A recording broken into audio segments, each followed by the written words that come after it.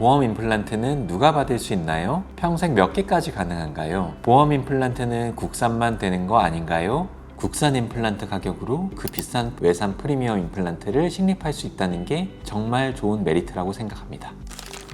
안녕하세요. 통합시의학과 전문의 홍승표입니다. 오늘은 많은 분들이 궁금해하시는 보험 임플란트에 대해 이야기해 보려고 합니다. 진료 전에 상담을 하다 보면 보험 임플란트는 누가 받을 수 있나요? 평생 몇 개까지 가능한가요? 보험 임플란트는 국산만 되는 거 아닌가요? 이런 질문들을 정말 많이 주시는데요. 오늘은 보험 임플란트의 조건부터 비용, 그리고 임플란트 종류에 대한 오해까지 쉽게 제가 설명드리겠습니다.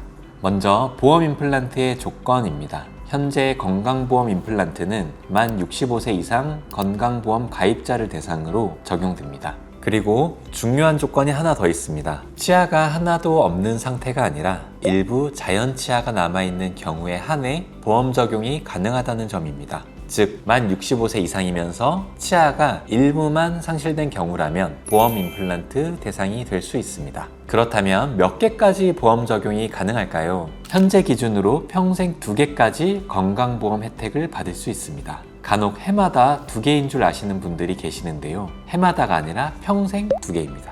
예를 들면 어금니 2개를 상실한 경우라면 보험 임플란트를 통해 임플란트 치료를 받을 수 있습니다. 그 이후 추가적으로 필요한 임플란트는 비보험으로 진행하셔야 하죠. 그 다음으로 어쩌면 가장 많이 궁금해하시는 비용에 대해 말씀드리겠습니다. 건강보험이 적용되면 환자의 본인 부담금은 약 30% 수준으로 줄어들게 됩니다. 물론 정확한 금액은 개인의 상태나 치료 계획에 따라 달라질 수 있지만 일반적인 비보험 임플란트에 비해 경제적인 부담을 줄일 수 있다는 장점이 있어요. 그런데 여기서 많은 분들이 오해하시는 부분이 있습니다. 바로 보험 임플란트는 국산만 가능한가요? 라는 질문입니다. 일단 결론부터 말씀드리면 그렇지 않습니다. 보험의 적용 여부는 국산인지 외산인지에 따라 결정되는 것이 아니라 건강보험 기준에 맞는 치료를 진행하는지가 중요합니다. 실제로 저희 치과에서는 국산 임플란트인 오스템은 물론이고 스위스 프리미엄 SIC 임플란트도 보험 임플란트 치료가 가능합니다. 그러면 왜 치과마다 사용하는 보험 임플란트가 다를까요? 그 이유는 치과마다 오랜 시간 사용해온 임플란트의 브랜드와 임상 경험이 다르기 때문입니다. 국산 브랜드와 외산 브랜드의 장단점이 있을까요? 일단 국산 브랜드 임플란트의 가장 큰 장점, 그건 호환성이 아닐까 싶습니다. 앞에서 말씀드린 대로 임플란트는 식립하고 끝이 아니라 사후 관리가 중요한데요. 사용하다 보면 문제가 생기는 일이 생각보다 많습니다. 그럴 때 내가 이사를 갔거나 혹은 내가 진료받은 치과가 없어진 경우 근처 다른 치과 가서 관리를 받기가 매우 쉽죠. 다만 단점이라면 외산에 비해서 역사가 아무래도 좀 짧고 정교함이나 퀄리티가 다소 아쉬울 수 있다는 것인데요. 사실 요즘 국산 브랜드도 워낙 좋아져서 이 부분도 점점 상쇄되고 있는 것 같긴 합니다. 외산 브랜드 임플란트의 가장 큰 장점은 임상 데이터가 오래되었다는 점이죠. 그리고 아무래도 품질이 좋고 제품이 매우 정교합니다. 같은 조건이라면 외산 프리미엄 임플란트가 더 좋은 결과를 보여주기도 하죠. 다만 그러다 보니 제작 비용 자체가 높을 수밖에 없고 그만큼 비싸다는 게 단점이라면 단점일 수 있을 것 같긴 합니다.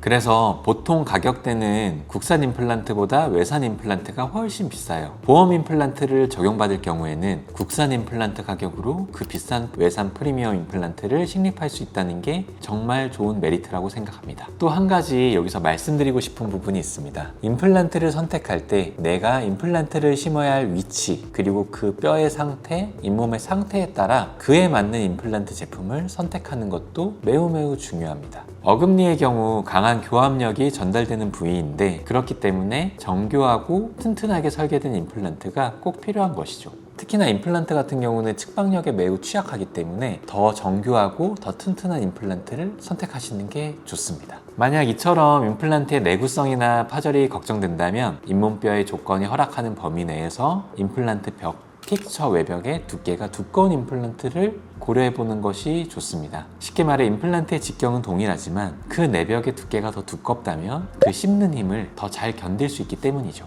여기서 중요한 게 있습니다. 무조건 굵은 직경의 임플란트가 좋은 것은 아니라는 것입니다. 내 잇몸뼈의 폭이 충분하지 않은데 무리하게 굵은 임플란트를 식립하게 되면 오히려 그 뼈에 부담이 될 수 있어요. 이 감싸고 있는 뼈가 녹는다거나 임플란트 주변에 염증이 생기면서 소위 임플란트 주위염이라고 불리는 그런 여러 가지 문제들이 생길 수가 있어요. 굳이 거기다가 굵은 임플란트를 심을 필요가 없어지게 되는 것이죠. 다시 말해 우리가 중시해야 할 것은 임플란트의 픽스처 외벽의 두께이지 임플란트 자체의 직경은 아닙니다. 같은 조건, 즉 임플란트 픽스처 외벽의 두께가 동일하다면 가급적 덜 굵은 직경의 임플란트를 심는 것이 훨씬 유리하죠. 그래야 임플란트 수술 시 잇몸뼈를 삭제하는 양이 적어질 것이고 제한된 내 잇몸뼈에서 더 많은 잇몸뼈를 보존할 수 있기 때문입니다. 가는 직경의 임플란트로도 충분한 두께의 임플란트 픽스처 두께를 만들어낸다는 그것이 바로 기술력의 차이입니다. 그 기술력의 차이가 프리미엄이냐 보급형이냐 나누는 것이기도 하죠.